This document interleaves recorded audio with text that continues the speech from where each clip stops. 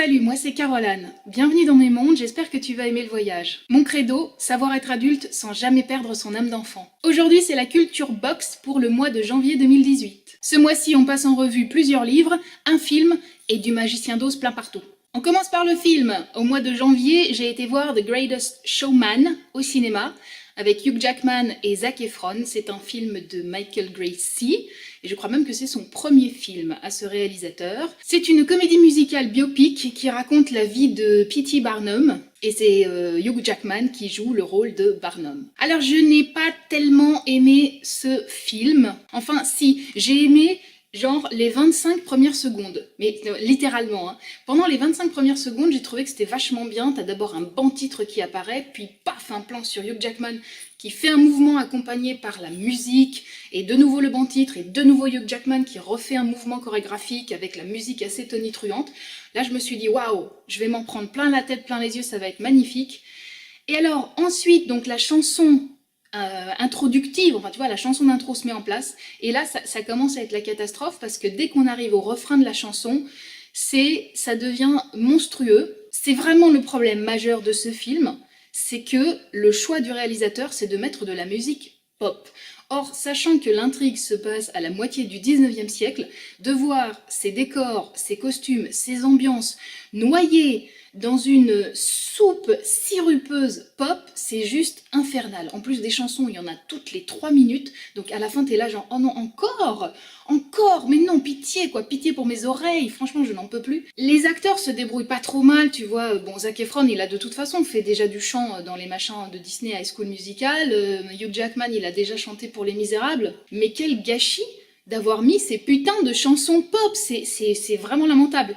Et donc pour en revenir à ce que je te disais au tout début, la scène d'introduction, donc ça va bien tant qu'on n'arrive pas au refrain, et quand on arrive au refrain, c'est affreux, parce que là tout d'un coup on a l'impression d'entendre une chanson des New Kids on the Block, quoi. C'est monstrueux, le refrain vient tout gâcher. Donc moi au bout de 30 secondes, je me suis dit, mais waouh, qu'est-ce que c'est que ces bordels? Et ensuite, tout le reste du film n'a fait que confirmer cette première impression. C'est comme si tu voyais un clip de 2 heures de Britney Spears. Pourtant, Dieu sait que je n'ai rien contre Britney Spears, mais placé en 1850, ça n'a pas de sens. En plus, sacrilège des sacrilèges, pour certaines scènes de danse, c'est même pas des vrais danseurs, c'est des images de synthèse. Il y a notamment une scène au début où tu vois Hugh Jackman qui danse avec Michelle Williams sur un toit.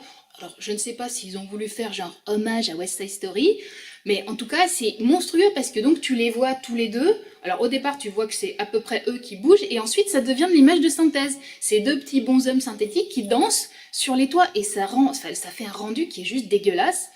Pareil, à un autre moment, il y a Zac Efron avec Zendaya, je crois que c'est le nom de la jeune comédienne qui chante avec lui. Et ils sont sur la piste du cirque et ils dansent avec une corde, enfin il y a un côté voltige dans leur numéro. Et là aussi, c'est plus eux à la fin qui font le truc, c'est des images de synthèse.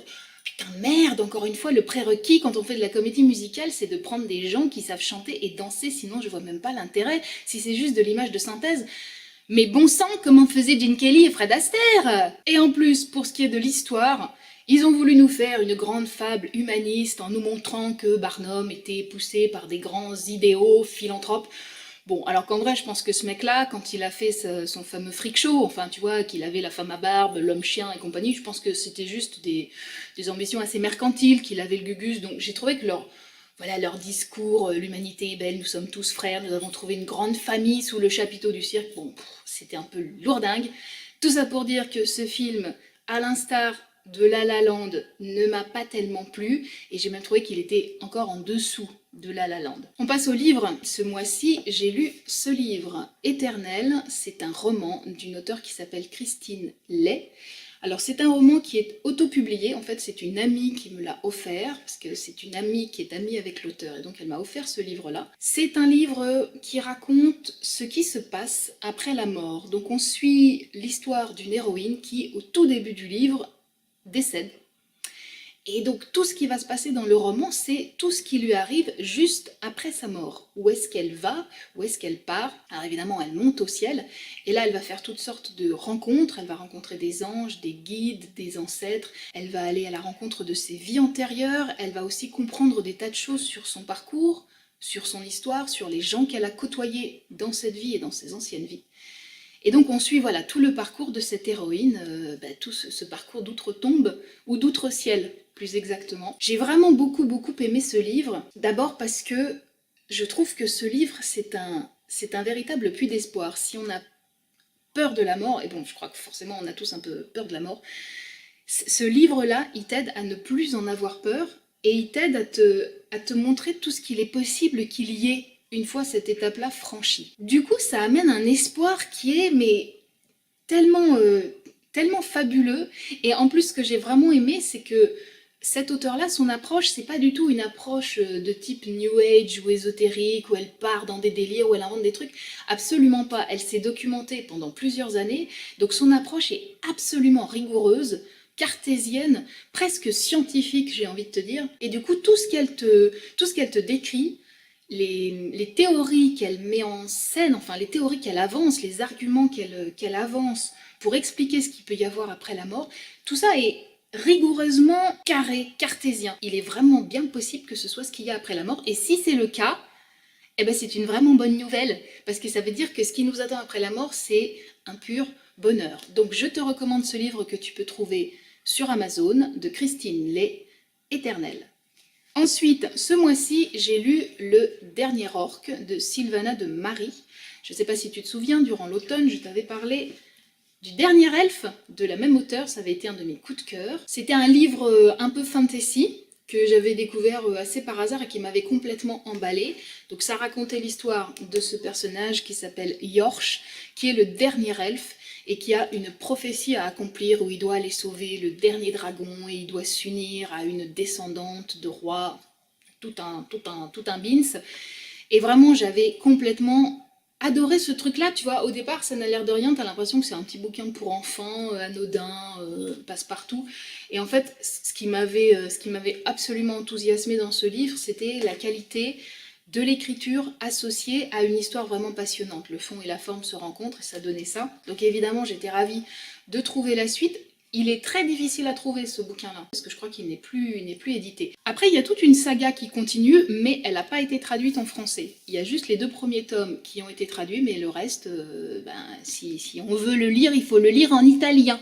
Parce que Sylvana de Mari, elle est italienne, elle habite à Turin. La jolie ville, elle a bien raison. Bon, alors, on en revient donc là-dessus. Le Dernier Orc, c'est la suite du Dernier Elfe. C'est un assez gros pavé.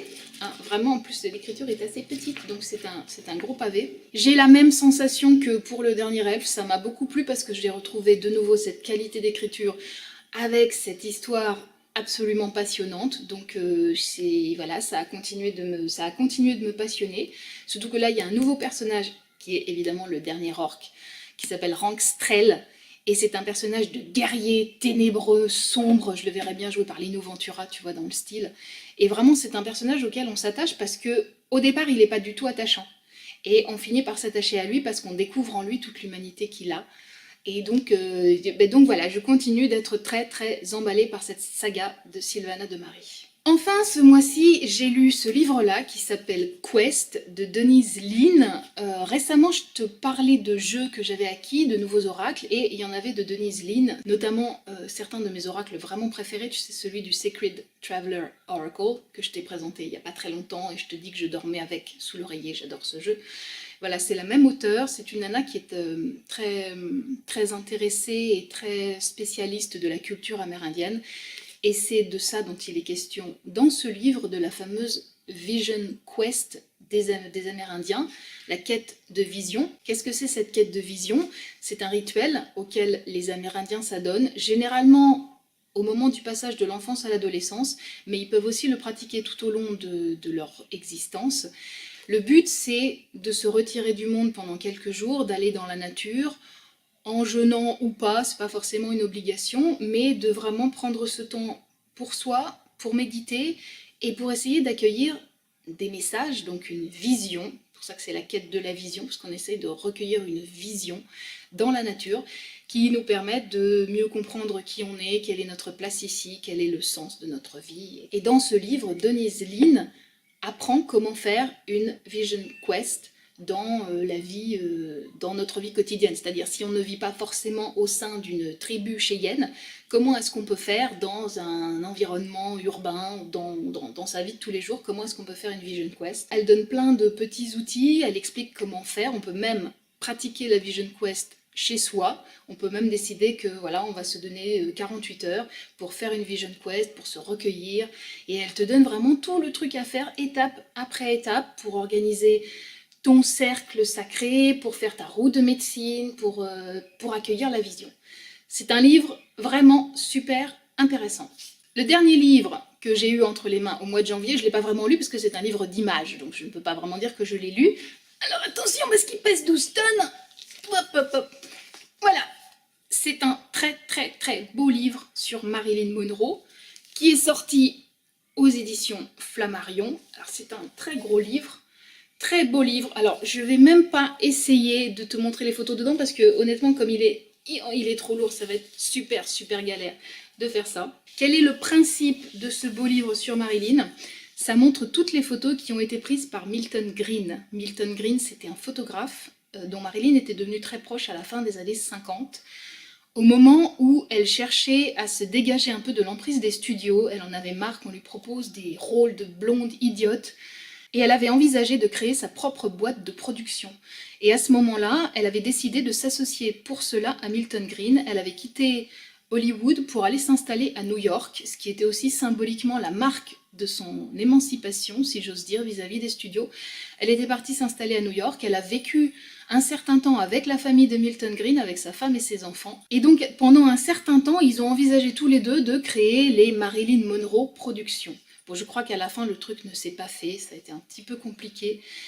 Mais en tout cas, pendant plusieurs mois, Milton Green a suivi Marilyn, elle a vraiment été dans son intimité et lui dans la sienne, ils ont été vraiment très proches l'un de l'autre, et de cette rencontre-là est resté tout un portfolio de photos qui sont magnifiques. C'est vraiment parmi les plus belles photos qui ont été prises de Marilyn, parce qu'il a su capter en elle beaucoup de naturel, beaucoup de loin de la star glamour qui était vraiment mise en scène par les photographes de Hollywood.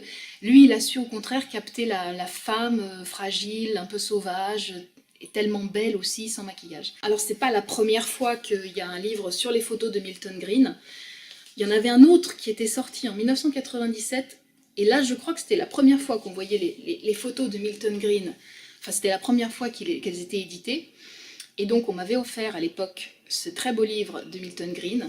Donc là en fait tu retrouves les mêmes séances dans ce présent ouvrage, mais avec des photos des séances qui n'avaient pas été éditées en 97. Donc ça c'est un cadeau qu'on m'a fait pour mon anniversaire qui était en janvier, et j'ai trouvé ce livre vraiment vraiment très très beau. J'en arrive au coup de cœur du mois. Les coups de cœur du mois sont placés sous le signe du Magicien d'Oz, comme tu vois, ce très très beau coussin. Ça m'a été offert par mon meilleur ami pour mon anniversaire aussi. Donc j'ai reçu aussi cette petite pochette.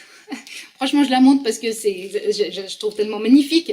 Voilà, cette petite pochette avec les chaussures de Ruby, de Dorothy, tu vois, voilà, que j'ai reçu aussi pour mon anniversaire. C'est pas de la culture pure, mais enfin, c'est juste du kiff. Alors, je ne me prive pas de te le montrer. Ça aussi, c'est mon meilleur ami qui me l'a offert. Surtout, continuez à me faire des cadeaux sur le Magicien d'Oz. De toute façon, vous ferez toujours mouche. Et puis enfin, j'ai également reçu ce coffret, le Collectible Set du Wizard of Oz. Dans ce Collectible Set, tu as ici des photos du film, et puis là, tu as vraiment ce qu'il y a dans le coffret, à savoir un petit livret qui te raconte le tournage, une affiche du film, une assiette avec la tête de Judy, et puis, alors vraiment cerise sur le gâteau, tu as là un collier avec les chaussures de Ruby. Et en prime, tu vois la caméra qui se reflète dans le Beams. Voilà. Bon, c'est un super joli coffret. Et alors franchement, le collier avec les chaussures, wow! Tu penses que j'ai tripé? Voilà, c'était la Culture Box pour le mois de janvier 2018. Si tu aimes bien ces vidéos, n'hésite pas à me mettre un petit pouce. N'hésite pas à commenter s'il y a des choses qui toi aussi t'ont fait triper durant ce mois de janvier. Sur ce, je te fais de gros bisous. Je te souhaite une bonne fin de journée et je te dis à très vite pour de nouvelles vidéos. Mouah.